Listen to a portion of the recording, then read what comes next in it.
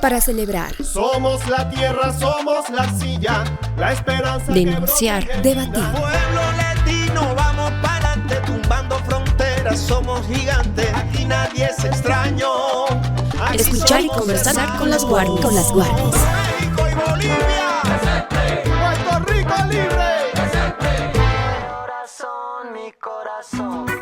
Buenos días, buenas tardes y buenas noches a todas y todos quienes nos ven y nos escuchan a través de ATV Radio a nivel nacional y a nivel internacional.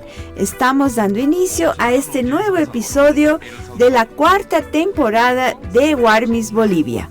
¿Cómo estás, querida Warmi Mau? ¿Cómo estás, Warmi Claudia? Más que sin duda saludar también a todas nuestras hermanas y hermanos quienes nos sintonizan en distintas redes sociales a través de ATV Radio y por supuesto a las emisoras que también están sintonizándonos a nivel internacional. Un saludo y un abrazo grande, inmenso en este nuevo podcast para esta jornada. Empezamos nuestro programa agradeciendo los auspicios que nos acompañan y que confían en nuestra conducción del podcast. En primer lugar, agradecemos a Fundación Estrategia 360 Grados, una fundación que está iniciando actividades de investigación, sondeos de opinión, encuestas y otros estudios sobre la realidad boliviana y latinoamericana. Fundación Estrategia está en Facebook, donde se puede ver algunos de sus trabajos y llevan adelante el eslogan Construyendo el futuro en el presente. Asimismo, también debemos agradecer a otro auspicio que se encuentra junto a las artesanías de Yari Art Deco, junto a la hermana Llama Sofía. La pueden encontrar al siguiente celular y WhatsApp, 610-13990, 610-13990. Ella elabora billutería, joyas artesanales en productos naturales y artificiales, así que para el gusto de las hermanos, quienes quieren hacer un regalo próximamente, tal vez en estas temporadas. Y bueno, vamos a dar paso a nuestro sector, el comentario de la semana. En Warmis, comentario de la semana.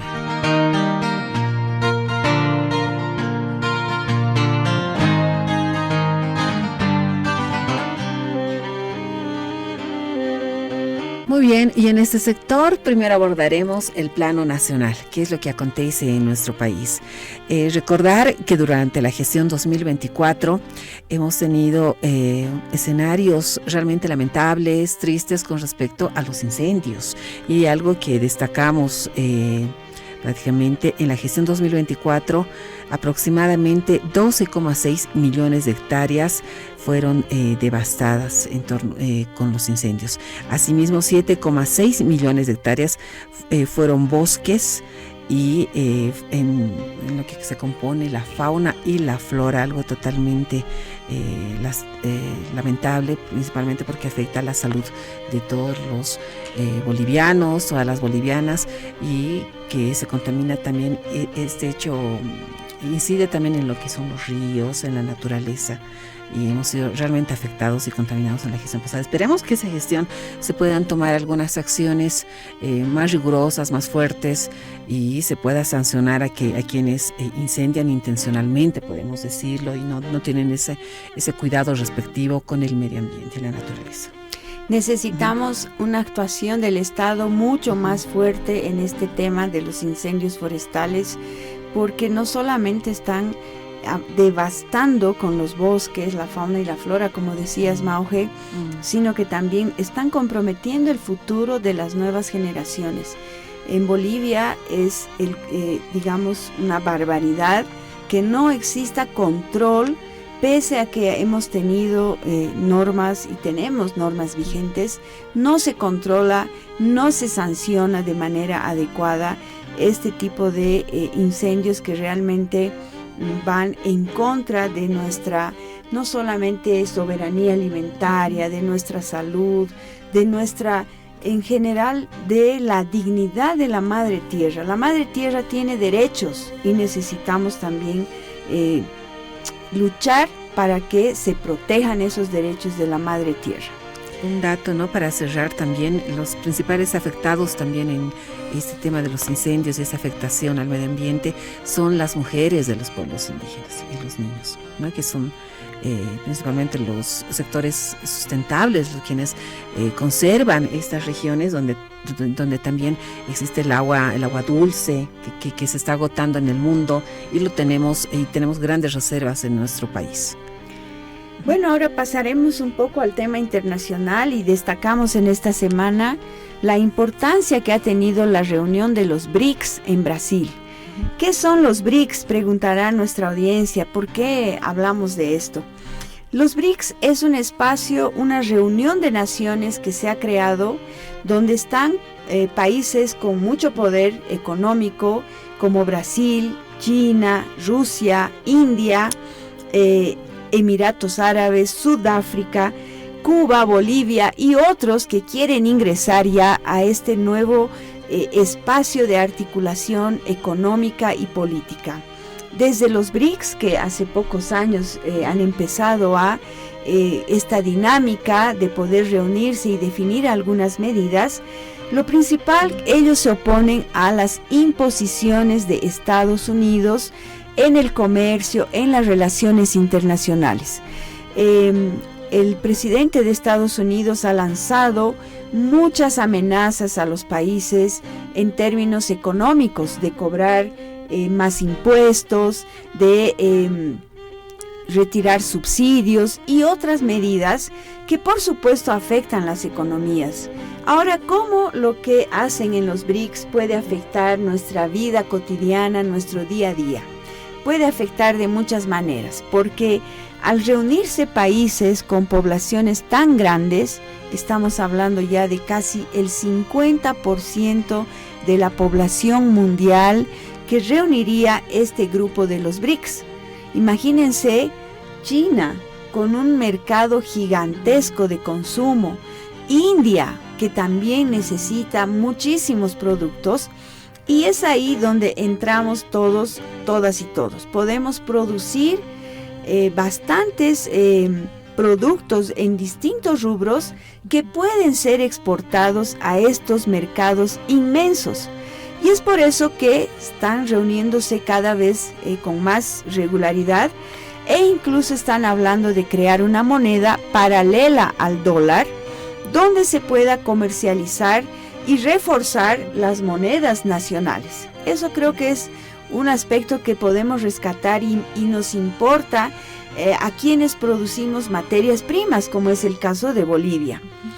Entonces, desde los BRICS, en esta última reunión en Brasil, lo que han determinado es reforzar, fortalecer esta moneda paralela, lo que no quiere decir que estén provocando una guerra económica. No, ellos no quieren entrar a competir con otras monedas como el dólar, que es determinante en el mundo, sino fortalecer las monedas nacionales.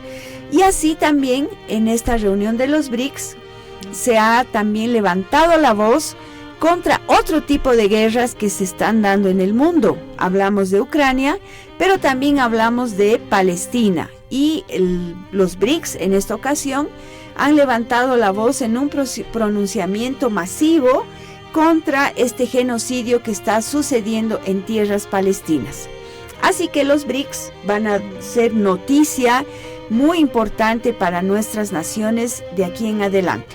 Esperemos que esta unión de naciones pueda cambiar la geopolítica y pueda cambiar la relación de fuerzas que existe para que podamos avanzar hacia un mundo más justo y solidario.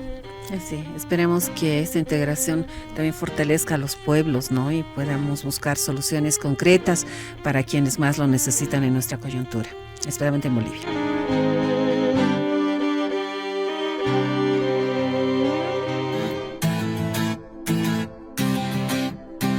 En Guarnis conocemos a las mujeres en la historia.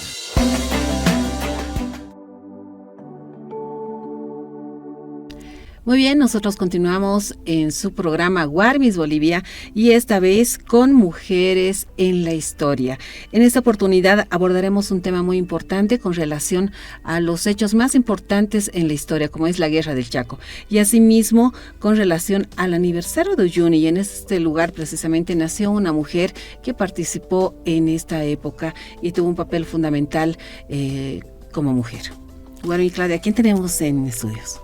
Bueno, vamos a conversar con Daniela Otero, que está acompañándonos, periodista, investigadora, historiadora, quien ha realizado una investigación hermosa que rescata la historia de Rina Fernández. Pero lo importante de todo este trabajo que ha hecho para nosotros también es poder unir lo que es la memoria de nuestras abuelas y lo que dice también la historia oficial y no oficial. Entonces, reconstruyendo todo ese mundo, Daniela nos va a comentar en qué consiste este trabajo que ella ha rescatado a partir de una carta.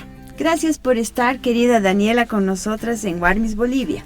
Muchas gracias, Claudia, Mauge, agradecida siempre por el espacio. Y bueno, comentarles que yo estoy estudiando historia, y en el marco de las materias que llevo nos solicitaron realizar una investigación sobre hechos de la vida cotidiana entre 1850 y 1950. No hechos históricos que ya están reseñados en los libros de historia, sino más bien recuperar experiencias en la vida cotidiana que enriquecen este relato histórico que todos conocemos, ¿no? Entonces yo recordé que cuando empecé a hacer mis primeras armas en el periodismo, allá por 1994, en el periódico Presencia, mi abuelita había hecho el esfuerzo de escribirme una carta en máquina de escribir, contándome la experiencia que ella tuvo cuando la Guerra del Chaco, ¿no? ¿Por qué viene a colación la historia de una mujer, una ciudadana de Uyuni? Viene precisamente porque este 11 de julio, como bien lo recordaba Mauge, es un aniversario más de la ciudad de Uyuni, y bueno, también en julio se conmemoran 93 años del inicio de la Guerra del Chaco. Entonces, conversando, nos pareció buena idea contar esta experiencia pequeñita, ¿no?, de una mujer como tú, como yo, como las que nos escuchan y nos miran, que al final termina contribuyendo al gran caudal histórico del país. La carta rememoraba cómo mi abuelita, de un día para otro, en julio de 1932, vio cómo la estación de trenes de Uyuni era de pronto invadida por centenares de soldaditos que estaban yendo rumbo a la Guerra del Chaco. El primer impulso de ella y de muchas otras jóvenes uyunenses fue a asistir a estos soldaditos que no tenían en muchos casos frazadas, no habían comido, ¿no? Entonces, de pasarles por lo menos una taza de café o algo de abrigo para que pudieran proseguir su camino hacia la Guerra del Chaco. A partir de esa primera noche, primera madrugada que ella vio, la carta empieza ahí, ¿no? Ella empieza a relatar todos los años de conflagración, desde 1932 hasta 1935, en un relato sencillo, en el que ella cuenta cómo al principio este esfuerzo de las jóvenes se vio, encauzó inmediatamente con el esfuerzo de las organizaciones, no solamente en Uyuni, sino en todo el país, organizaciones de la sociedad que empezó a conformar grupos de apoyo a nuestros combatientes, ¿no? ¿Cuántos años tenía Rina Fernández cuando se vio atrapada por esa realidad? Tenía apenas 16, ¿no? Y justamente la carta se llama Recuerdo de mis 16 años, ¿no? Entonces, muy joven realmente. Muy joven, pero ella empieza con tanta sencillez a recordar cómo se empezaron a reunir las organizaciones, las instituciones en Uyuni, ¿no? Y entonces ahí uno encuentra el sentido de por qué Uyuni fue declarada ratificada más bien la declaración de hija predilecta de Bolivia, por qué Uyuni termina siendo declarada la ciudad benemérita de Bolivia. Y por qué Uyuni entona cada 11 de julio su canción, ¿no? Emblema que dice: pueblo heroico de Uyuni, para ti mi alma. Entonces todo eso empieza a cobrar sentido. ¿Por qué? Porque el expresidente Aniceto Arce construye el tramo ferrocarrilero desde Atocha hasta Antofagasta, ¿no? Con el objetivo de sacar los minerales de sus minas rumbo a Argentina y a Chile. Aunque esas decisiones fueron criticadas acremente en ese momento, claro, Arce no tenía ni idea de que ese tramo ferrocarrilero que llegaba desde Uyuni hasta Villazón iba a terminar siendo totalmente estratégico para Bolivia en el momento de la Guerra del Chaco, ¿no? Entonces los soldaditos llegaban, las tropas llegaban hasta Uyuni, se abastecían y posteriormente seguían rumbo a Villazón, desde donde empezaban el trayecto en el mejor de los casos en camión hacia ya el teatro de operaciones de la guerra, pero en muchos casos incluso a pie, ¿no? Así es. Entonces, tenemos, Dani, muchos familiares que han estado involucrados en la Guerra del Chaco, y quienes nos escuchan también recordarán a las abuelas, los abuelos que han estado ahí en diferentes puntos, ¿no? De esta conflagración. Hablabas de cómo tu abuelita, Rina Fernández, escribe esta carta ya con una visión de mucha conciencia social, conciencia nacional, podemos decir, que ha generado este evento histórico. ¿Qué responsabilidades le ha tocado a Rina asumir en estos momentos que, les ha pescado así de sorpresa? Bueno, las mismas responsabilidades que a muchas de las mujeres, ¿no? Estamos hablando de una mujer, como les decía, como nosotras tres y como muchas otras mujeres, aclarando que estamos hablando en este caso específico de mujeres urbanas, ¿no es cierto? Porque no hay, que yo conozca, relatos históricos que nos hablen de la situación de las mujeres rurales, que ha debido ser todavía más difícil. Estamos hablando de mujeres urbanas de todas las edades, ¿no? Que de un momento a otro encontraron que su hermano, su hijo, su padre, su abuelo fueron enviados al frente. Mujeres que hasta ese momento estaban reducidas al ámbito doméstico, como Rina Fernández. Ella era hija de un exmilitar muy estricto, hija única, cuyo único horizonte visible era encontrar una buena pareja y consolidar una familia. Eso era lo común en ese momento. Pero a partir de la Guerra del Chaco, de este momento que René Zavaleta identifica como uno de los momentos constitutivos de la historia de Bolivia, las mujeres son pues enviadas de un momento a otro al exterior, al ámbito laboral, al desafío de tener que sustentar a sus hijos, al desafío de ser cabezas de hogar, al desafío de enfrentar la soledad, al desafío de enfrentar todo lo que conllevaba la responsabilidad de asumir los roles que la población masculina había dejado vacantes, si vale el término, al ir a la guerra. Pero lo hacían las mujeres bolivianas, como se dice vulgarmente, con una mano adelante y una mano atrás, sin tener la formación, sin tener la preparación, sin tener los estudios, sin tener ni siquiera la experiencia, ¿no? De estar en el espacio público. Entonces, realmente fue un desafío titánico que enfrentaron las mujeres desde todos los ámbitos.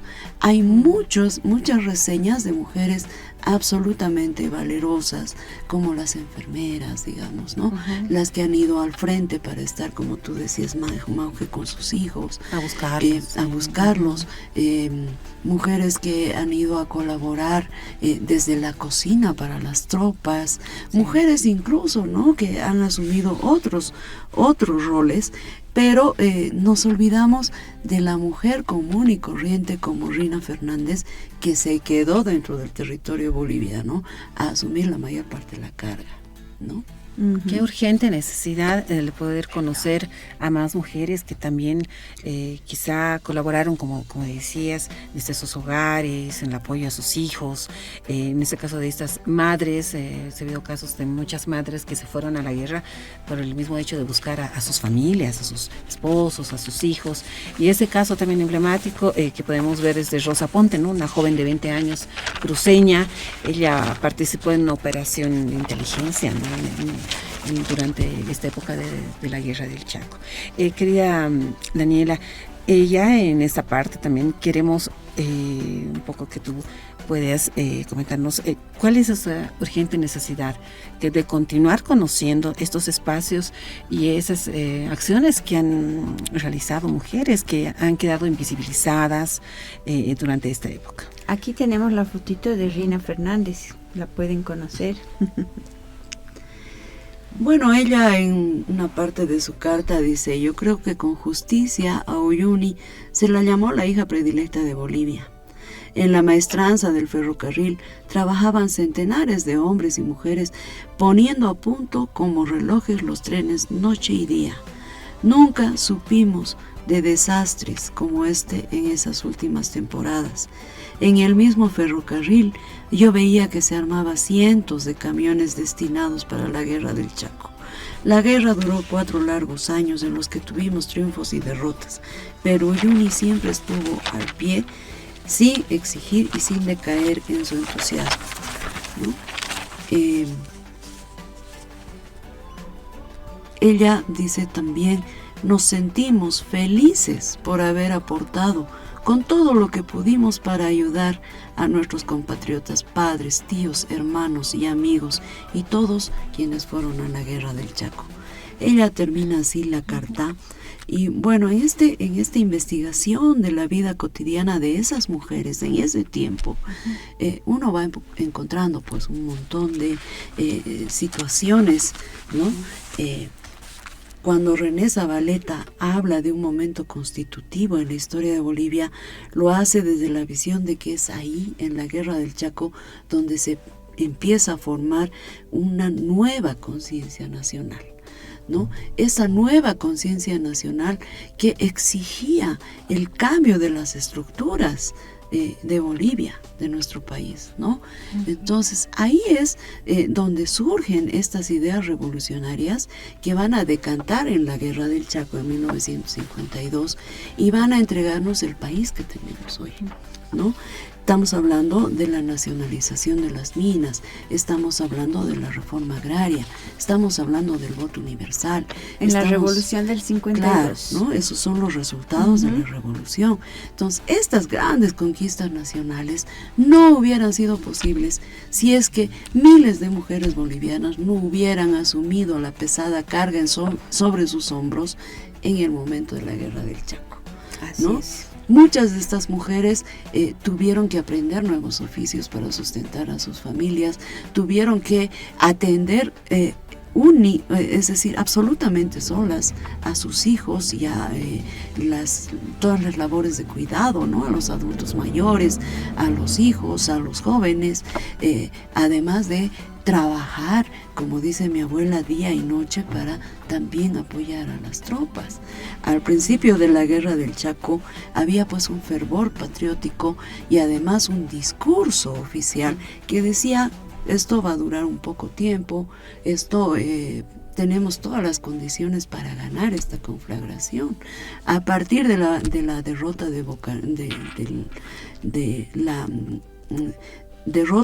del Fortín Boquerón, de aquel capítulo heroico de nuestra historia, ¿no? Este relato empieza a cambiar, ¿no? Y lo que fue una excepción para las jóvenes de Uyuni empezó a convertirse en una rutina. Una normalidad. Normalidad altamente exigente, ¿no?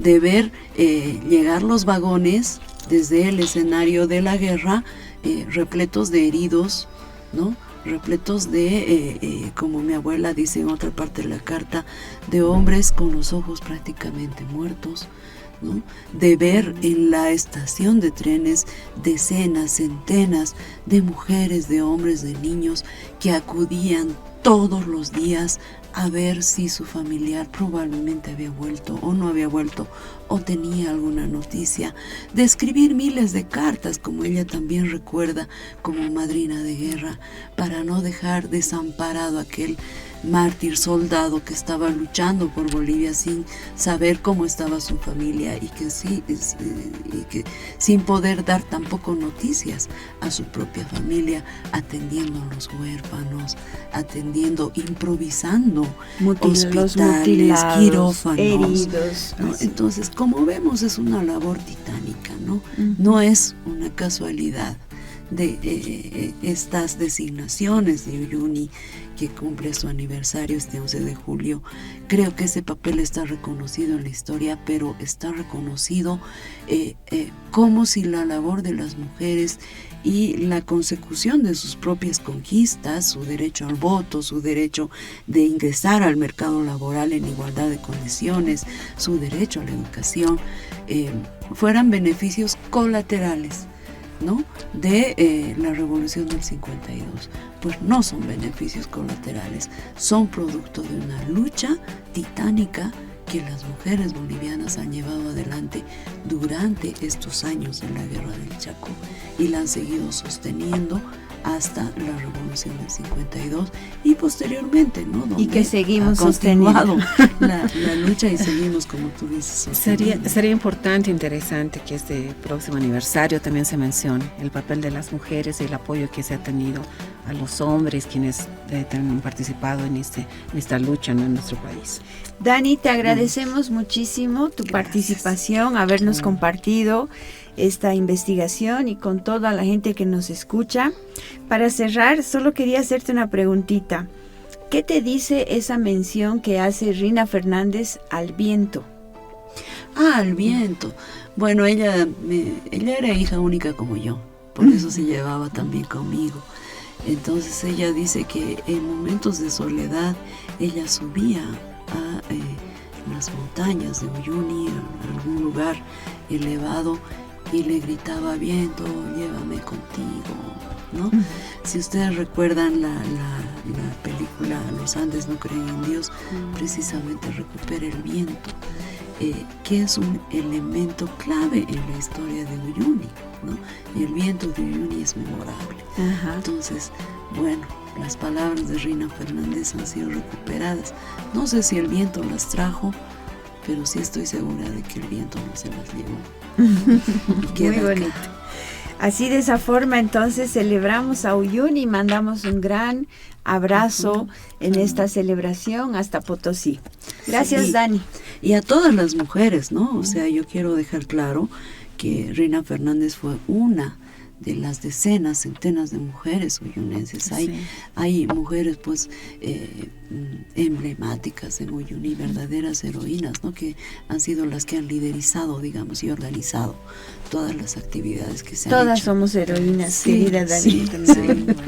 Querida Daniela, muchas gracias por haber participado. Felicitaciones, esperamos que todo lo mejor para adelante y continuemos y inspires también a otras mujeres y nos inspires aún más para continuar conociendo, investigando acerca del papel que han ocupado las mujeres, han apoyado de alguna manera este crecimiento histórico, podemos decirlo, en Bolivia. Muchas gracias. Gracias, Dani. Un jayaya.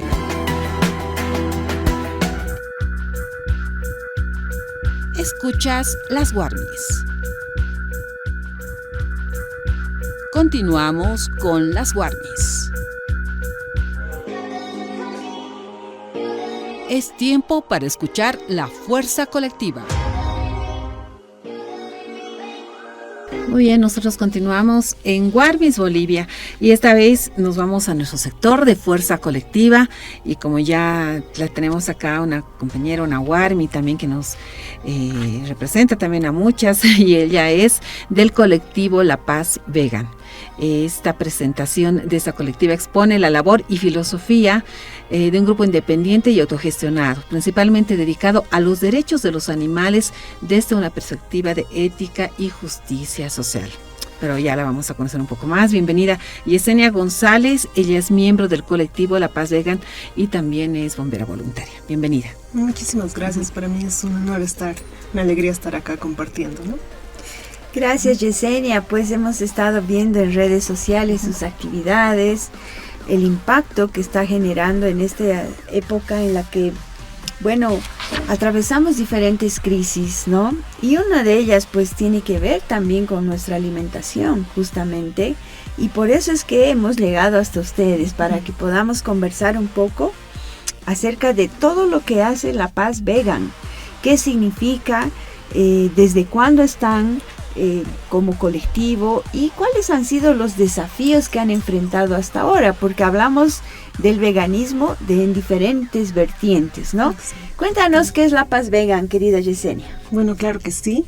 Bueno, La Paz Vegan es un colectivo vegano, independiente, autogestionado y horizontal.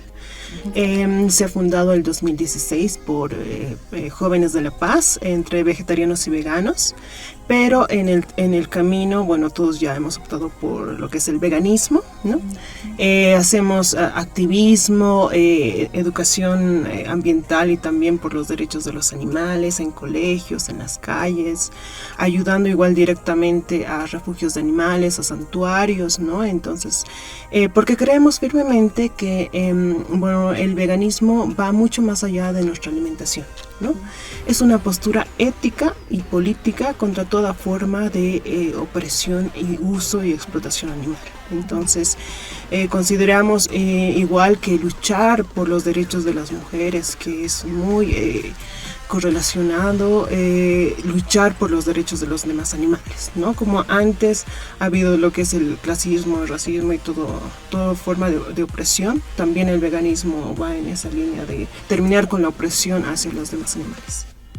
¿Por qué nace esta necesidad de transmitir ese respeto, como lo manifestabas, hacia los animales y la importancia del veganismo? Así concreto, para que también muchas personas nos están observando en estos momentos y quieren conocer y por qué se dedican al veganismo y tienen ese tipo de consultas, ¿no? Claro, como mencionaba, el veganismo es una lucha social más, ¿no? Uh-huh. Y algo importante ahí sería entender qué es el especismo. Ahorita en la sociedad existe el especismo y el antropocentrismo, que lo tenemos muy enraizado, que es lo que tenemos que cuestionar. El especismo y la lucha, que sería el antiespecismo, ¿no?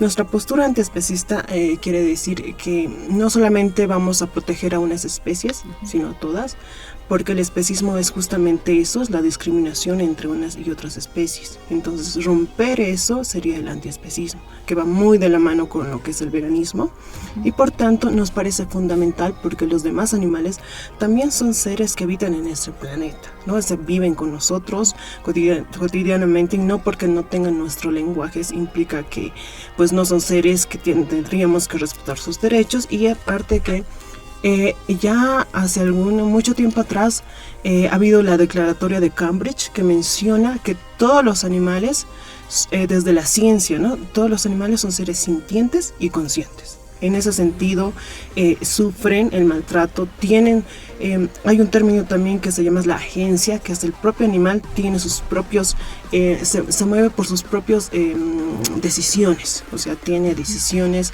sus propios intereses por lo que ha venido en este mundo, y por tanto nosotros, el antropocentrismo también menciona a la humanidad como fundamental, ¿no?, de todo este ciclo, y de ahí que existe explotación a la naturaleza y todo este sistema de opresión a otros seres, ¿no? En cambio, el antiespecismo rompe con todo esto, ¿no? Pone a la humanidad en el círculo con las demás especies, ya sean especies naturales y animales, ¿no? Que también algo importante también es mencionar que nosotros también somos animales humanos, ¿no? Y los animales no humanos tendrían igual todo el mismo derecho de coexistir en este planeta. Claro, como siendo parte de esta madre tierra, ¿no es cierto? Hay una tendencia fuerte en la juventud, ¿no? Precisamente en adoptar este lineamiento que tú bien decías, es una posición ética, política, social, ¿no? Y que yo había mencionado un poco la alimentación, que es lo que, digamos, de manera más directa se ve como una opción y que realmente puede significar una alternativa, yo decía, en momentos de crisis, como estamos viviendo ya en Bolivia, por ejemplo, la falta de alimentos, ¿no? Entonces, en sus actividades, los talleres que ustedes van realizando, van difundiendo esta ideología, podemos decir, seguramente tocan este tema, ¿no? Una línea sería la alimentación, que es una opción en la que no se incluye alimentos en base de animales.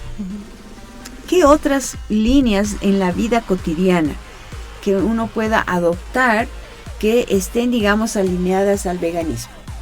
Exacto. Bueno, la alimentación es fundamental, ¿no?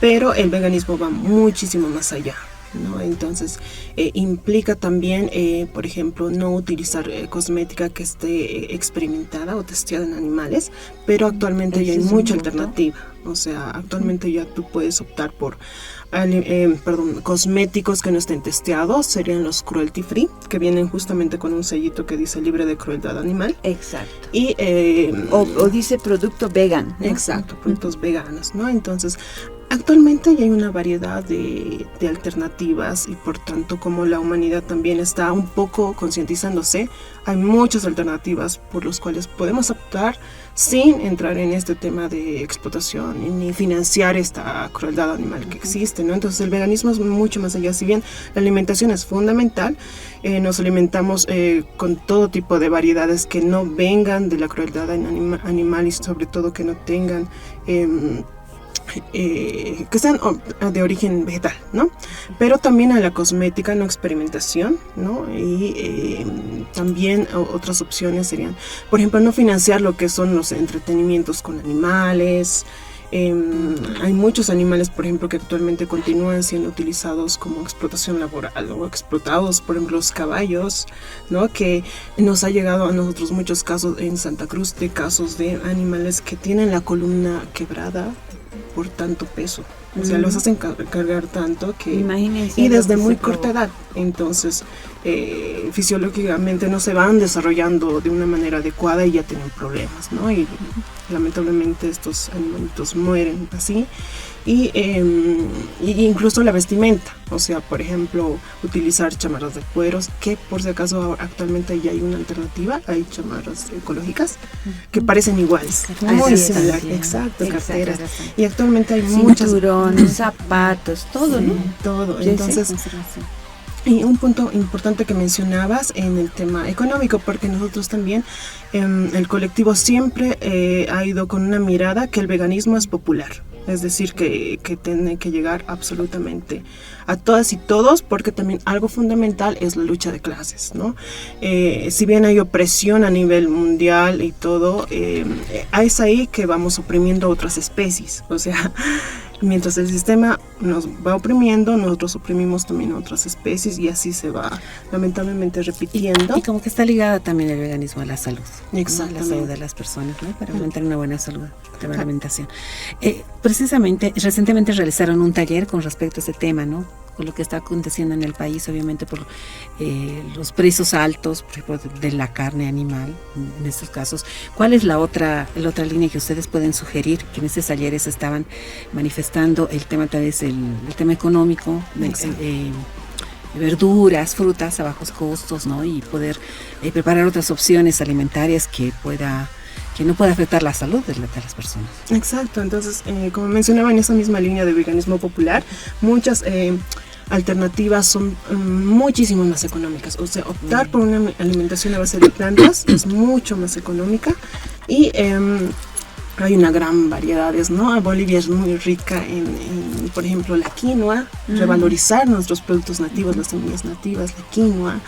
Es muy rica acá, en otros lugares igual los productos amazónicos en el lado del oriente. Entonces un plato, no sé si decirlo ideal, pero lo que nosotros aconsejamos es que tenga una gran variedad de verduras de todos los colores que tienen. Mientras más colores tenga, entonces tiene más proteínas, vitaminas y minerales, cereales y proteínas de origen vegetal, porque la proteína sí es muy necesaria, pero puede ser proteína de origen vegetal, ¿no? Entonces, que lo podemos encontrar, por ejemplo, en las lentejas, garbanzo, los ¿no? porotos. Los porotos, exacto. Entonces, que se hacen cosas muy ricas también. Entonces, y estos a nivel de costos son muchísimo más económicos que, por ejemplo, la carne, que ahora por toda la situación y el contexto, pues se ha incrementado bastante. Entonces, hay una total variedad. Recientemente hemos dado un taller de comida inteligente, que es cómo poder alimentarnos de una manera saludable, económica y sin explotación animal. Entonces ahí mencionábamos la variedad de frutas y verduras, y revalorizando todas las semillas que tenemos podemos optar por una alimentación muy adecuada, ¿no? Bueno, con esa alternativa que nos comenta Yesenia, vamos a mencionar que también La Paz Vegan está en redes sociales. Ahí se puede uno enterar de sus talleres, sus actividades que van realizando. Para cerrar este espacio, Yesenia, porque el tiempo vuela en radio, cuéntanos un poquito también de tu experiencia como bombera voluntaria. O sea, mira las miles de cosas que hace Yesenia en beneficio, pues, de proteger nuestra madre tierra. ¿Cómo ha sido esta tu experiencia de bombera voluntaria para que otras jóvenes también se motiven? Sí, la verdad ha sido duro, pero también una experiencia muy fuerte para mí. Y he sido bombera voluntaria por todo lo que es. Yo soy activista más o menos desde los 14 años, ¿no? Entonces, ayudando en todos los lugares. Y he llegado a un punto donde he tenido que dar un paso más, ¿no? Por toda la coyuntura. Entonces, he podido estar en el Madiri, por ejemplo, en 2023, en Pilón Lajas, que también son dos áreas protegidas, uno en La Paz y otro en Beni. Y el año pasado estuvimos por Guarayos, ¿no? También por Monteverde, que ha sufrido mucho con los ¿no? incendios. Más de 12.6 millones de hectáreas, que es bastante, pero siempre con la idea de poder ayudar, ¿no? Entonces hemos ido con equipo de veterinarios para poder ayudar a los animalitos, que lamentablemente muy pocos se salvan, ¿no? Entonces sí animo a que las personas puedan ir. En La Paz tenemos varias brigadas de bomberos voluntarios. Yo estoy trabajando con uno de Cochabamba, que articulo siempre con ellos, pero en La Paz yo les animo a que vayan a las brigadas o también nosotros ayudamos a refugios y santuarios de animales. Y una experiencia muy bonita es, por ejemplo, hemos rescatado igual a cerditos víctimas de explotación, a caballos víctimas de explotación, entonces que están todos en un santuario en Cochabamba, porque lamentablemente en La Paz no hay, pero en Cochabamba sí hay varios. Entonces que son específicamente animalitos que se rescatan de explotación animal, ¿no? Que los que igual llamamos mal de consumo, ¿no? Por ejemplo, los cerdos. Y que por ejemplo las vacas normalmente en una vida si las dejamos viven más de 25 años, pero lamentablemente la industria los mata ni siquiera llegando a los 2 años. Entonces ¿no? Y también la industria alimenticia lamentablemente también hay que entender que todas las pandemias y los virus que existen también son por nuestro consumo y la industria a escala industrial de consumo de animales, ¿no? Por ejemplo, la gripe aviar, la fiebre porcina, bueno, todas estas, y la pandemia que también ha sido derivada de todo esto es por el consumo de los animales. Entonces, si vamos estructuralmente, nuestra incidencia en lo que tenemos en nuestro plato va mucho más allá, ¿no? Entonces, igual, incluso nuestras decisiones de consumo son muchísimo más políticas de los que podemos poner en Facebook o en Instagram, lo que quieran, porque tus decisiones, de tus actos, tienen muchísimo más incidencia, ¿no? Entonces, entender que hay otros animalitos que están también viviendo en este planeta y que deberíamos respetarlos por simple hecho de que ellos tienen sintiencia, pero también por justicia. Entonces el veganismo va en esa misma línea, en una línea de justicia por los demás animales, ¿no? Empezando por, exacto, liberación y respeto empezando de la humanidad, que también somos animales, hacia los otros seres con los que convivimos, ¿no? Muy bien. Muchas gracias, Yesenia. Te agradecemos toda esta explicación amplia que nos has dado, esta actitud también tuya personal de activista, tanto en el veganismo como también en salvando la vida de animales que están en peligro en los incendios. Ahora vuelve esa época de los incendios y otra vez vamos a estar seguramente atentos a lo que suceda. Y pues qué importante que se pueda desde ahí también contribuir a proteger la madre tierra. Exacto. Muchas gracias por habernos visitado aquí en Las Guardias.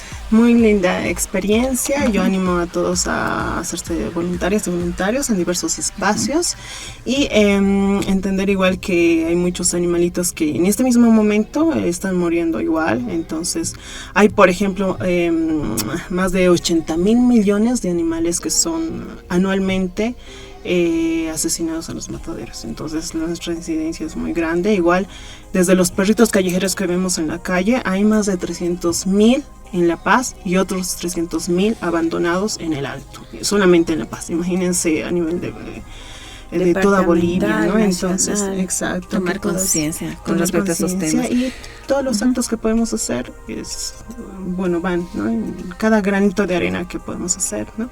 Así es. Muchas gracias, Jessie. Te esperamos en una gracias. siguiente oportunidad también para poder abordar estos temas y darnos más sugerencias en torno al veganismo, ¿no? Tal vez sería una opción ahora que ya todo el tema de la proteína está muy caro, ¿verdad? Muchas gracias y un hayal. Muchísimas gracias.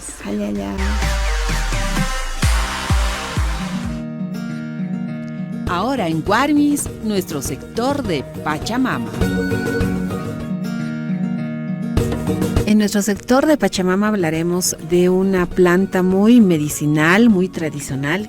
Y sabes, Guarmi, Claudia, yo le encuentro este producto en todos los mercados de La Paz. Y lo diría de Bolivia, ¿no? Porque también producimos, y precisamente es de la manzanilla, ¿no? Que nos han dejado nuestras abuelas, nuestras ancestras a preparar el tradicional matecito. Y también, obviamente, se lo utiliza para una serie de beneficios para la salud.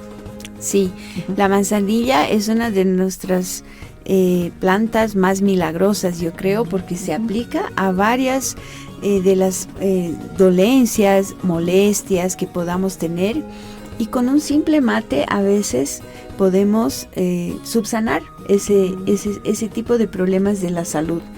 Contribuye a bajar las inflamaciones, por ejemplo, de todo tipo. Es una gran herencia que tenemos de nuestras ancestras. Así, eso siempre lo vamos a destacar, principalmente porque siempre han pensado nuestras abuelas en la salud de los niños, las mujeres especialmente, que nos beneficia, y en esos climas altos que tenemos, en esos climas fríos, mejor dicho, que tenemos en La Paz, que un matecito que te ayuda y te ayuda bastante en el dolor de estómago, por ejemplo. ¿Qué te parece si conocemos un poco más de esta planta como es la manzanilla? Veamos. En nuestro sector de Pachamama, de su podcast de Guarmis Bolivia, hablaremos de los beneficios de la manzanilla, la misma que se utiliza comúnmente por sus propiedades calmantes, antiinflamatorias y digestivas. Se puede consumir en té para aliviar problemas digestivos, reducir la ansiedad y mejorar la calidad del sueño. Externamente se usa para tratar heridas, irritaciones cutáneas y para aliviar dolores musculares y cólicos menstruales. Las propiedades y usos de la manzanilla son los siguientes: calmante y relajante. La manzanilla ayuda a reducir la ansiedad, el estrés y promueve la relajación, lo que puede mejorar la calidad del sueño. Antiinflamatoria. Sus compuestos activos ayudan a reducir la inflamación en el cuerpo, lo que puede ser beneficioso para problemas digestivos y dolores musculares. Digestiva. La manzanilla puede aliviar problemas gastrointestinales como indigestión, náuseas y gases. Antiséptica y cicatrizante. La manzanilla puede ayudar a limpiar y desinfectar heridas, además de favorecer la cicatrización. Las formas de uso: infusión. La forma más común es preparar un té con las flores secas de manzanilla. Compresas. Se pueden aplicar compresas de manzanilla tibia sobre heridas, irritaciones o zonas doloridas. Enjuagues. Se pueden hacer enjuagues bucales con infusión de manzanilla para aliviar aftas o irritaciones en la boca. Baños. Se pueden añadir infusiones de manzanilla al agua del baño para relajar el cuerpo y aliviar dolores musculares. Así, de esta manera, les presentamos el sector de Pachamama para el reconocimiento, la medicina tradicional que vive hasta nuestros días, legado que nos han dejado nuestras abuelas y ancestras.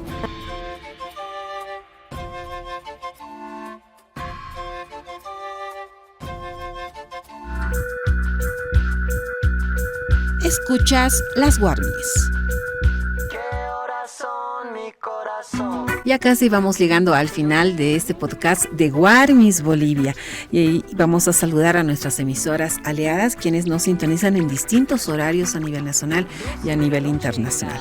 Primero saludamos a Radio Estudio en la Ciudad del Alto, quienes también nos acompañan incondicionalmente en todos nuestros programas. Warmi Claudia, y un saludo muy especial que tenemos que hacerle para Paola Maffet. Sí, nuestra querida compañera y colega periodista Paola Maffet, va nuestra felicitación a todo el equipo de Radio Estudio por el premio Illimani del Bicentenario a la mejor radiodifusora de empoderamiento femenino. Así que celebramos este premio y claro, teníamos que ser aliadas porque andamos siempre pensando y trabajando por el bienestar de todas las mujeres. Así es. También vamos a saludar a todas nuestras emisoras, quienes nos acompañan semana tras semana. Ahora saludamos a la Red de la Diversidad, Huayna Tambo en la Ciudad del Alto, Yemba Tirenda en Tarija y Zipas Tambo en Sucre. Un abrazo y un saludo y una salutación especial para la Agencia de Información Chuquisaca Radio Adich FM en Sucre. Otro saludo a todas las comunidades realmente que integran en el Departamento de La Paz, municipios que están en esta emisora, como es Red Yungas, ¿no? Y esa integración que se tiene en este departamento. ¿A quiénes más saludamos, Verónica? Bueno, saludamos a Radio Río y Radio Tacana en Rurrenabaque, dos medios de comunicación al servicio de los pueblos indígenas que están en esta área protegida del Madidi, siempre difundiendo las actividades de protección a la madre tierra, y también hemos estado viendo mucha actividad en proyectos turísticos comunitarios, lo cual celebramos muchísimo desde el programa de las Warmis. También mandamos un saludo a Radio Integración en La Plata, Argentina, donde escucha la comunidad boliviana, a la Red de Comunicadores Populares del Mercosur, donde nuestras compañeras del área de género también rescatan nuestro programa, a los medios digitales que se han sumado, Informa Bolivia en Santa Cruz, a las páginas de noticias Aigún y Bolivia Nueva, y también a todas las emisoras que van también reproduciendo el programa y nos van comentando, o algunos sectores que también nos han solicitado a través de nuestras redes sociales. ¿Dónde nos pueden seguir, querida Warmi Mauge? Nos pueden sintonizar y encontrar en Facebook, también en YouTube, en TikTok y Spotify. Tenemos un correo electrónico al cual también se pueden comunicar con nosotros. warmibolivia7@gmail.com warmibolivia7@gmail.com También ahí recibimos sus propuestas y agradecemos siempre toda la atención y los aportes que nos hacen para seguir mejorando este podcast, este espacio para hablar de mujeres, de pueblos indígenas, de juventudes y todos quienes estamos pues en esta querida Bolivia y que esperamos poder salir pronto de la crisis que estamos viviendo. Por supuesto. Un abrazo grande también para las hermanas, mujeres, quienes diariamente están luchando por seguir adelante, empoderarse económicamente, poder ayudar a sus hijos en tanto el tema de la educación y la salud también. Un abrazo grande, inmenso, desde el programa de War Miss Bolivia. Así de esta manera hemos llegado al punto final de nuestro programa. Ya la siguiente semana también estaremos con otras entrevistas y bueno, esperamos que tenga buen resto de jornada en este sábado. Ojalá. Me gustas tú, me gusta viajar. ¿Quién y cómo diciendo Eisi Weiserita? Dejando tu pueblo, así estás caminando. Olvidando tu pueblo, así estás caminando. Me voy, me escapo diciendo, estás caminando. Recuerda con todo el corazón quién eres tú.